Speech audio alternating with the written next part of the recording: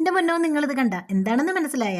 രാവിലെ തന്നെ ആദൂനും ഇതൊന്നും ചോറൊക്കെ കൊടുത്തു വിട്ടിട്ട് അടുക്കളയിലെ ജോലി കുറച്ചൊന്നും ഒതുങ്ങിയപ്പോൾ ഞാൻ വീട്ടിൽ അമ്മയെ കാണാൻ പോയിട്ടുണ്ടായിരുന്നേ. അപ്പോഴിതാ എവിടെന്നാ കുറച്ച് മാങ്ങ അമ്മയ്ക്ക് കിട്ടി. അതൊന്നൊരൊത്തിരി എടുത്ത് അച്ചാറിട്ട് എൻ്റെ കയ്യിൽ തന്നിട്ട് കൊച്ചുങ്ങൾക്ക് ചോറിനോട് കൊടുത്തുവിടാൻ പറഞ്ഞു. ഇവിടെ ആദൂനും ഇതിനും അച്ചാറെന്ന് വെച്ചാൽ ഭയങ്കര ഇഷ്ടമാണ്. അതുകൊണ്ട് തന്നെ അമ്മ ഇരുമ്പിക്കോ പുളിച്ചിക്കോ നെല്ലിക്കോ മാങ്ങയോ എന്ത് കിട്ടിയാലും ഒരൊത്തിരി എടുത്ത് അച്ചാറിട്ടിട്ട് തന്നു വിടുവേ. അതൊരു പതിവാണ്. അങ്ങനെ തിരിച്ച് വീടെത്തിയപ്പോഴത്തേക്ക് ഇതാ മീനും വന്നിട്ടുണ്ട്. നെത്തോലി ഒരു ചെറിയ മീനാണെങ്കിൽ ഇവിടെ എല്ലാവർക്കും ഭയങ്കര ഇഷ്ടമാണ്. കിട്ടിയാൽ തോരൻ വെക്കും, പൊരിക്കും, കറി വെക്കും. നെത്തോലി കിട്ടിയതുകൊണ്ട് തന്നെ അപ്പോഴേ തേങ്ങ എടുത്ത് തിരുവാൻ തുടങ്ങി. തേങ്ങ അരച്ച് വെച്ചാലേ ഇവൻ്റെ രുചി പുറത്ത് വരത്തുള്ളൂ. ഇവനെയാണ് കിട്ടുന്നതെങ്കിൽ ഞാനും ഹാപ്പി. കണ്ടിച്ച് കഴിവ് വൃത്തിയാക്കൽ ചടപടയെന്ന് കഴിയേ. മുളകുപൊടി, മല്ലിപ്പൊടി, മഞ്ഞപ്പൊടി, ഉലുവാപ്പൊടി, കുറച്ച് കൊച്ചുള്ളിയും കൂടെ ഇട്ട് അരമുറി തേങ്ങ തിരികെ എടുത്ത് നന്നായിട്ട് അരച്ചെടുത്തിട്ട് ഇതേ ഇതുപോലെ തിളപ്പിച്ചിട്ട് മീൻകുട്ടനെ അതിലോട്ട് വാരിയിട്ടാൽ അടിപൊളി മീൻകറി റെഡി സാറേ. പിന്നെ ഇവൻ്റെ രുചി കൂട്ടാൻ ഞാൻ 2 ടെക്നിക്ക് ഉപയോഗിക്കും. ഒന്ന്, ഇഞ്ചി കുനുകുനുകുനാന്ന് അരഞ്ഞിട്ട് കൊടുക്കും, അല്ലെങ്കിൽ അതിലോട്ടിട്ട് അരച്ചെടുക്കും. രണ്ടാമത്തത് കറിവേപ്പിലയും കൂടി അതിലിട്ട് ഞാനങ്ങ് അരയ്ക്കും. അതാകുമ്പോൾ സംഭവം എടുത്ത് കളയത്തില്ലല്ലോ. പിന്നെ ബാക്കിയുണ്ടായിരുന്ന നെത്തോലി എല്ലാം കൂടി എടുത്ത് മുളകുപൊടിയും മല്ലിപ്പൊടിയും മഞ്ഞപ്പൊടിയും ഉപ്പും കൂടി ഇട്ടിട്ട് അരപ്പും പുരട്ടിയിട്ട് പൊരിക്കാൻ എടുത്ത്. ഇത്രയൊന്നും പൊരിച്ചില്ല, കാരണം രാത്രിത്തേക്ക് മതി. ഇവിടെ ഇത് കുട്ടിക്കും അണ്ണനും എനിക്കും ഒന്നും പൊരിച്ചതിനോട് ഭയങ്കര ഗമ്പമൊന്നുമില്ല. അതിനാണ് അതിനോട് വലിയ ഗമ്പം.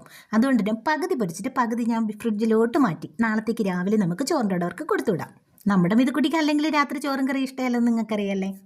ഇപ്പോൾ കുറച്ച് ദിവസമായിട്ട് ആളിനൊന്നും രാത്രി ഉണ്ടാക്കി വെക്കേണ്ട. എന്തെങ്കിലും ബേക്കറി ഐറ്റംസ് ഒക്കെ കഴിച്ചിട്ട് സുഖമായിട്ട് കിടന്നങ്ങ് ഉറങ്ങിക്കോളും.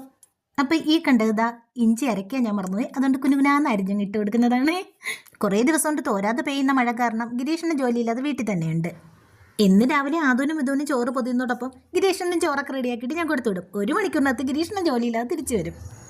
അത് കാരണം ഇപ്പോൾ 2 ദിവസം കൊണ്ട് രാവിലെ മഴ കണ്ടാൽ ഗിരീഷിനുള്ള പൊതി ഞാൻ എടുക്കത്തില്ല. കാരണം പണിയില്ലാന്ന് നേരത്തെ അറിയാമേ. പെയിൻ്റ് അടിയാണ് ജോലിയെങ്കിൽ പെട്ട് മഴ പെയ്താൽ പെയിൻ്റ് അടിച്ചാൽ എല്ലാം ഒലിച്ചങ്ങ് പോവും. പ്രത്യേകിച്ചും മതിലിലും പുറത്തുമാണ് പണിയെങ്കിൽ അതെന്തായാലും പെയിൻ്റ് അടിക്കാർക്കറിയാം. കെട്ടിയോ എന്ത് ചെയ്യുന്നെന്നൊക്കെ ചോദിച്ചിട്ടുണ്ടായിരുന്നില്ലേ. അണ്ണന് പെയിൻ്റ് അടിയാണ് ജോലി. അപ്പം ഇന്ന് എന്തായാലും ആളിവിടെ തന്നെ ഉണ്ട്. ഇനി മാനത്ത് വെയിൽ കണ്ടാലേ ആളിന് പണിയുള്ളൂ.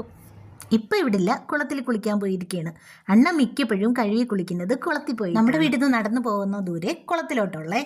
പക്ഷേ മുമ്പൊക്കെ നമ്മളും അവിടെ പോയി തന്നെ കഴുകി കുളിച്ച് വരും. നല്ല രസമുള്ള നല്ല തണുത്ത നല്ല തെളിഞ്ഞ വെള്ളമാണ് കേട്ടോ. അവിടെ ഇരുന്ന് കുളിക്കാൻ എനിക്കും ഭയങ്കര ഇഷ്ടമാണ്. പക്ഷേ ഇപ്പോൾ പോകാത്തതിൻ്റെ കാരണം എന്ന് വെച്ചാൽ വലിയൊരു കുന്നിൻ്റെ താഴെ ആണ് കുളം.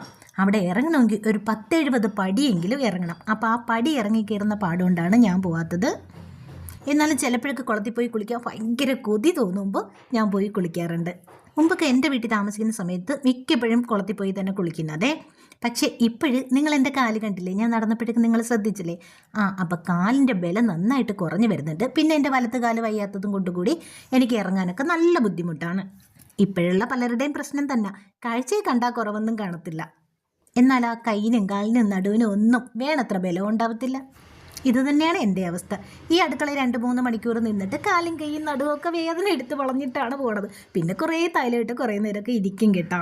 അങ്ങനെ ഈ അടുക്കളയിലെ പാചകവും പാത്രം കഴുകലും വൃത്തിയാക്കലും തൂത്തുവാരലും എല്ലാം കഴിഞ്ഞ് നീറ്റായിട്ടുണ്ടേ. ഇതെന്താണെന്ന് മനസ്സിലായ? എവിടെ നിന്ന് കിട്ടിയതാണെന്നറിയാമോ? നമ്മുടെ മിതുക്കുട്ടിയുടെ ഫ്രണ്ടിൻ്റെ അമ്മ കൊടുത്തു വിട്ടതാണ്. അമ്പഴങ്ങയാണ്. ഇതാർക്കെങ്കിലും കണ്ടിട്ട് മനസ്സിലായ എന്താണെന്ന്? കാരക്കയുടെ കുറച്ചുകൂടി വലിയതായിട്ടാണ് കാണാനിരിക്കുന്നത്. നല്ല രുചിയും ഭയങ്കര പുളിപ്പുമാണ്. കുറേ മുളകും കീറിയിട്ട് ഉപ്പും കൂടി ഇട്ടിട്ട് ഞാൻ ഇതിൽ ഉപ്പിലിട്ട് വെച്ചിട്ടുണ്ടായിരുന്നു 3-4 ദിവസം കഴിഞ്ഞ്. അപ്പോൾ കുറേയൊക്കെ ഞാൻ എടുത്ത് കഴിച്ചിട്ടുണ്ടായിരുന്നു. ഇടയ്ക്കിടയ്ക്ക് ഇതേപോലെ അടുക്കളയിലെ പാചകം തീരുമ്പോൾ ഞാൻ 1-2 എടുത്ത് കഴിച്ചിട്ട് പോകും കേട്ടോ. അപ്പോൾ ഇതിൻ്റെ തോലിങ്ങനെ പൊളിഞ്ഞിങ്ങി പോരും. ഇതിൽ കഴിക്കാൻ കൂടുതലായിട്ട് മാംസമൊന്നും കാണത്തില്ല, പക്ഷെ നല്ല പുളിപ്പും നല്ല രസമാണ്. ഒരുപാട് കൊടുത്തു വിട്ടിട്ടുണ്ടായിരുന്നു. ഇപ്പോൾ ഈ പാട്ടയിൽ തീരാറായി. മുമ്പ് നമ്മുടെ വീട് നിൽക്കുന്ന ഈ സ്ഥലത്ത് ഈ അമ്പഴങ്ങ ഉണ്ടായിരുന്നു. നമ്മൾ വീട് വെക്കുന്ന സമയത്ത് അത് മുറിച്ച് മാറ്റി വീട് വെക്കാൻ വേണ്ടിയിട്ട്. കുട പോലെ നിൽക്കുന്ന അമ്പഴങ്ങയുടെ ആ മരം കാണാൻ നല്ല ഭംഗിയായിരുന്നു. ഇപ്പോൾ അത് മുറിച്ച് മാറ്റിയതിൽ നല്ല വിഷമമുണ്ട്. മുറിക്കണ്ടായിരുന്നല്ലേ എന്ന് ഞാൻ ഇടയ്ക്കിടയ്ക്ക് ഇവിടെ അതുകൊണ്ട് പറയാറുണ്ട്. അപ്പോൾ ഇതൊക്കെയാണ് ഇപ്പോഴത്തെ വിശേഷങ്ങൾ. ബാക്കി വിശേഷമായിട്ട് അടുത്ത വീഡിയോ വരാമേ. Okay, bye, see U.